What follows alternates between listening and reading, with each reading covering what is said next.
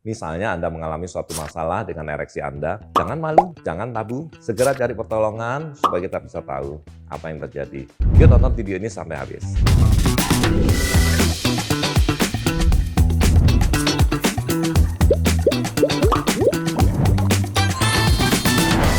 Hai sahabat Siloam, saya Dr. Heru Arsoyo Untung, spesialis andrologi. Saya konsultan di seksologi dan anti-aging medicine. Saya ada di Siloam Hospital, Lipo Village. Hari ini kita akan membahas tentang disfungsi ereksi.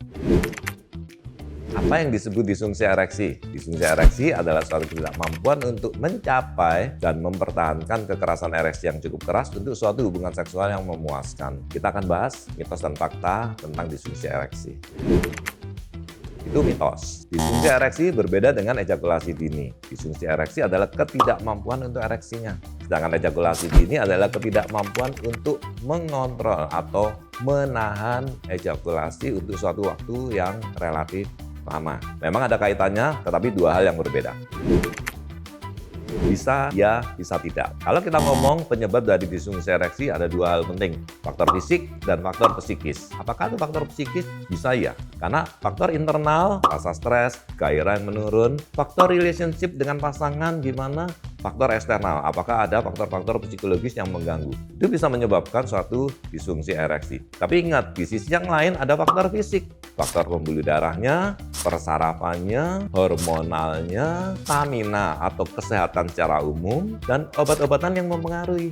Itu bisa mempengaruhi fungsi-fungsi ereksi. Suatu disfungsi ereksi yang terjadi memang bisa menjadi cermin atau jendela untuk melihat suatu penyakit tertentu, terutama penyakit kardiovaskuler atau gangguan jantung dan pembuluh darah. Karena memang penis itu adalah organ pembuluh darah. Jadi kalau dia mengalami suatu gangguan, suatu kardiovaskuler itu terganggu atau tidak, itu kita bisa lihat di situ.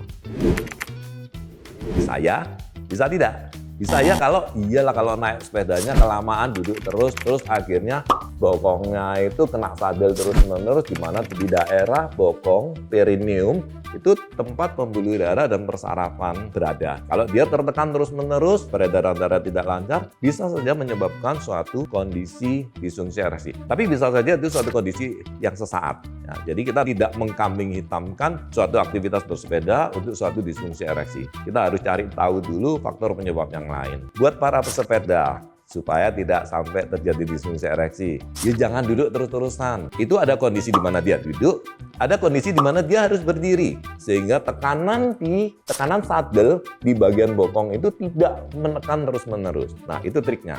Ada beberapa sadel tipe tertentu, yang tengahnya ada bolongnya itu.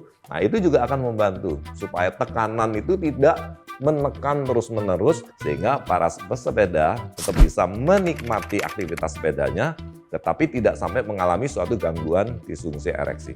Bagi pengguna motor, gimana caranya menghindari suatu gangguan? Sama.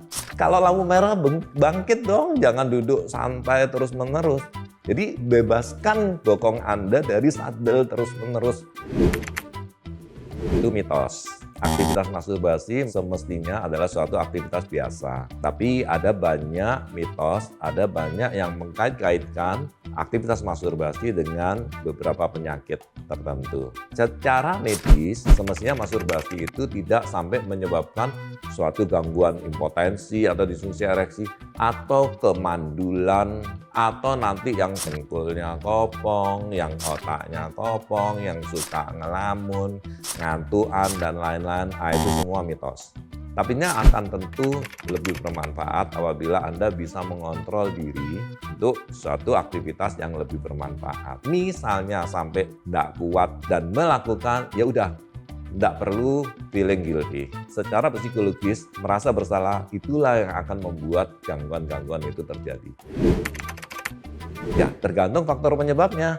Kalau memang penyebabnya suatu gangguan fisik akibat hipertensi, kegemukan, lemak tinggi, dan lain-lain, tentunya gaya hidup sehat, mengatur pola makan, olahraga teratur, itu tentu akan membantu suatu penyembuhan disfungsi ereksinya. Jadi bisa saja terjadi pemulihan, tapi tentu juga perlu evaluasi faktor penyebab dulu. Dan apakah obat perlu diberikan atau tidak, nanti kita perlu diskusi apakah butuh obat atau tidak. Tapi yang pasti, dasar dari penata laksanaan disfungsi ereksi adalah gaya hidup sehat. Itu udah nggak bisa dipungkiri lagi. Itu suatu keharusan, gaya hidup sehat. Nah, sahabat Siloam, disfungsi ereksi adalah suatu hal yang bisa saja terjadi dalam episode kehidupan seorang laki-laki. Jadi jangan malu, jangan merasa down, apalagi sampai mengganggu pernikahan Anda. Segera cari pertolongan ke dokter yang berkompeten menangani masalah disfungsi ereksi itu. Salam sehat.